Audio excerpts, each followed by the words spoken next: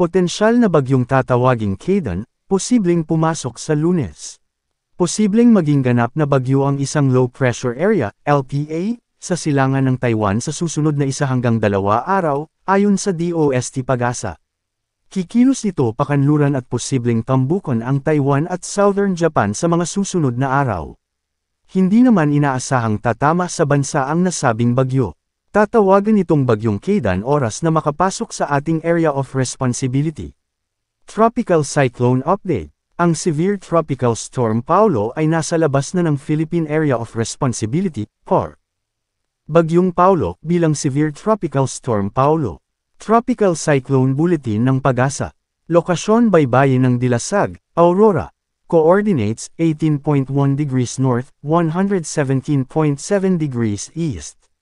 Pinakamalakas na lakas ng hangin, 10-minute average, 110 km per hour. Pagbobswol, 135 km per hour.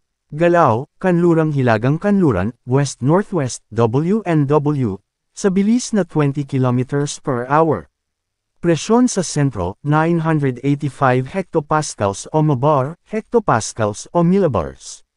Lawak ng lakas ng hangin, umabot hanggang 430 kilometro, galing sa sentro. Nakakaapekto ito sa Ilocos Region, Cordillera Administrative Region, Cagayan Valley, Central Luzon, Quezon, Camarines Norte, Camarines Sur, at Catanduanes. Ang trough nito ay nakakaapekto sa nalalabing bahagi ng Metro Manila, Ilocos Region, Cordillera Administrative Region, Central Luzon, Cavite, Batangas, at Occidental Mindoro. Tropical Cyclone Wind Signals, TCWS, in effect. Mas mahigit Tropical Cyclone Number 1. Wind threat, strong winds. Warning lead time, 36 hours.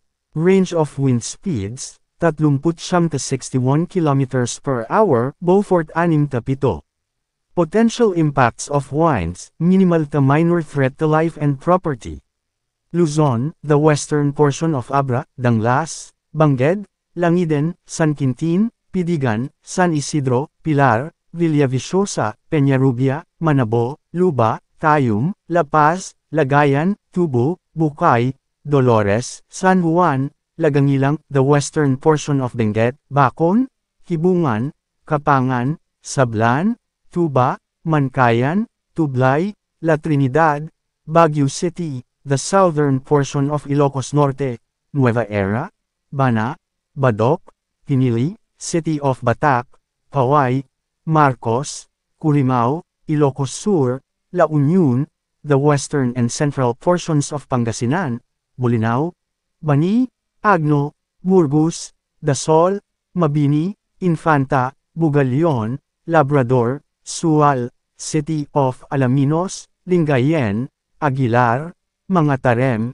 Urbis Tondo, San Carlos City, Binmaley, Dagupan City, Calasiao, Basista, Bayambang, San Fabian, San Jacinto, Mangaldan, Mapandan, Santa Barbara, Malasiki, Alcala, Bautista, Santo Tomas, Villasis, City of Urdaneta, Manawag, Lawak, Pozo Rubio, Sison, and the northern portion of Zambales, Iba, Candelaria, Palawig, Santa Cruz, Masinloc.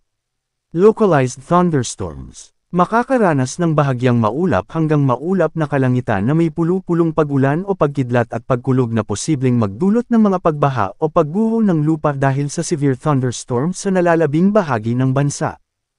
Low Pressure Area, LPA-10A, Invest 94W. Mayroong panibagong low pressure area, LPA-10A, sa labas ng Philippine Area of Responsibility. Lokasyon, 2,340 kilometro. East of extreme northern Luzon. Coordinates, 23.2 degrees north, 144.4 degrees east. Sa ngayon, katamtaman ang tsansang maging isang bagyo sa loob ng 24 na oras. Sa ngayon, posibleng papasok sa PAR sa loob ng 2 hanggang 3 araw, ngunit mababa ang tsansang tumama ito sa kalupaan ng bansa. Paalala, posibleng magbago pa ang forecast. Pinapaalalahanan ng lahat na manatiling updated sa lagay ng panahon at sa posibleng tatahakin at magiging lakas ng sama ng panahon sa susunod na mga araw.